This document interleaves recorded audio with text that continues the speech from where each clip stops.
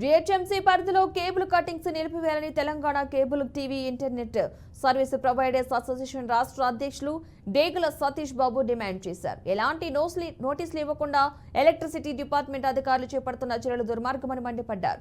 Cable వ్యవస్థను తొక్కేందుకు corporate వ్యవస్థ కుట్రలో భాగంగానే కేబుల్స్ కట్ చేస్తున్నారని ఆయన ఆరోపించారు. ప్రభుత్వం విధి విధానాలు రూపొందిస్తే తాము ఎలక్ట్రికల్ పోల్ ట్యాక్స్ కట్టేందుకు సిద్ధంగా ఉన్నామని తెలిపారు. కట్ చేసిన కేబుల్స్ ను తిరిగి జాయిన్ చేయాలంటే లక్షల రూపాయలు ఖర్చవుతున్నాయని ఆవేదన వ్యక్తం చేశారు.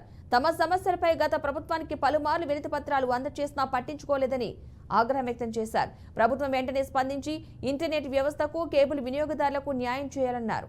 స్మార్ట్ గ్లోబల్ సిటీకి తాము వ్యతిరేకం కాదని, జీహెచ్ఎంసీ సుందరీకరణలో భాగస్వాములు అవుతామని అన్నారు. తమిళనాడు, కర్ణాటక ప్రభుత్వాలు ఏర్పాటు చేసినట్లు సింగిల్ కేబుల్ విధానం అమలు చేయాలని రాష్ట్ర ప్రభుత్వాన్ని కోరారు. డిపార్ట్మెంట్ వాళ్ళు దుర్మార్గంగా ఈ రోజు కేబుల్స్ కట్ చేసి ఈ